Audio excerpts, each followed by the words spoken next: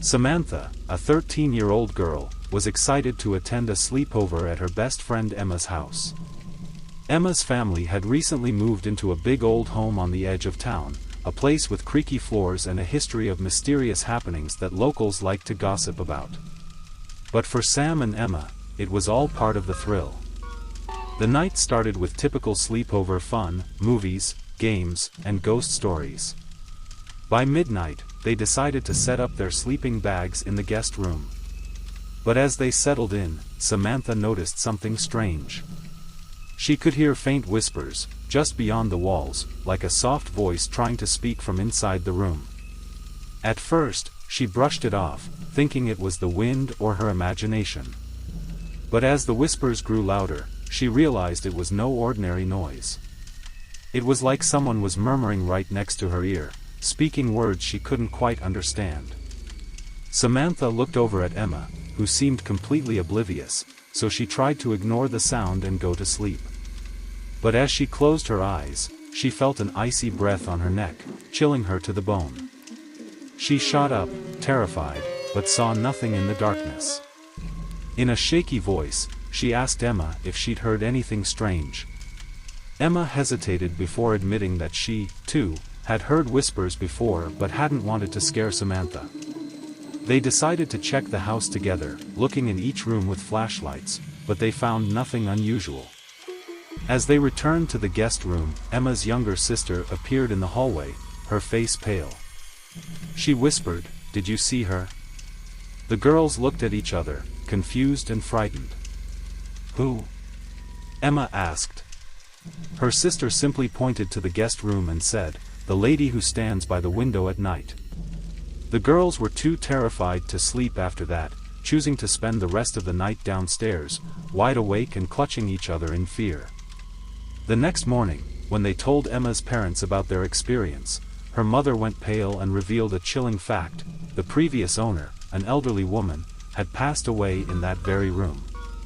They later found out that she was often seen by neighbors staring out of the guest room window, as if waiting for someone.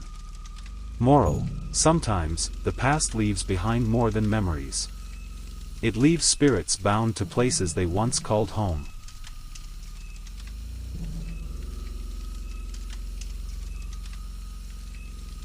One weekend, three friends, Jess, Mia, and Lily, planned a sleepover at Jess's grandmother's farmhouse.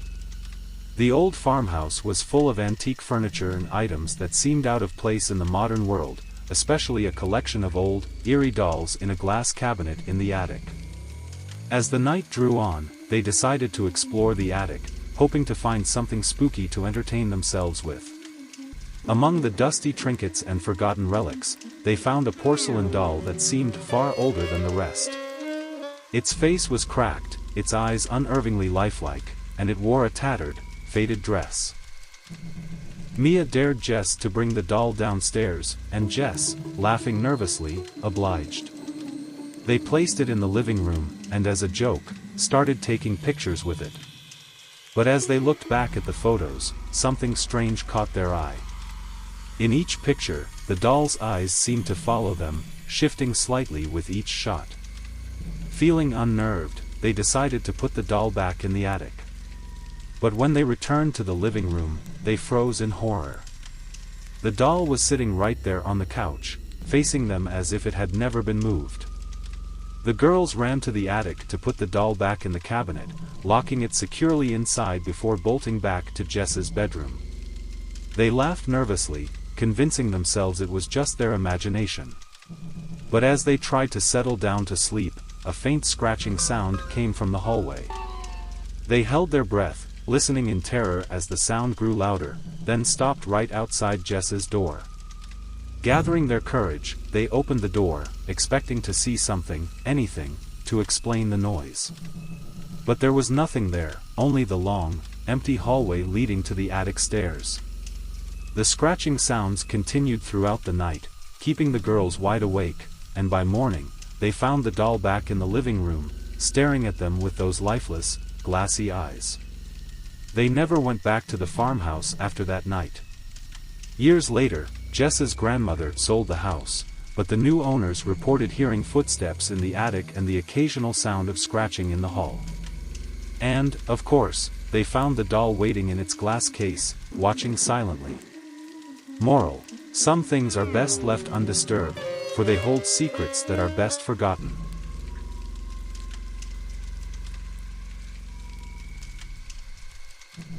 Ryan had invited his friends David and Kyle over for a sleepover one chilly autumn night. His family had a big, spacious house in a quiet neighborhood, surrounded by thick woods and with a long driveway that led to the main road. The boys spent the evening playing video games and snacking, but around midnight, they decided to go out to the backyard and share scary stories around a small fire. As they swapped tales, they noticed something peculiar: a figure standing just at the edge of the tree line, partially hidden by shadows. Thinking it was just someone playing a prank, they ignored it.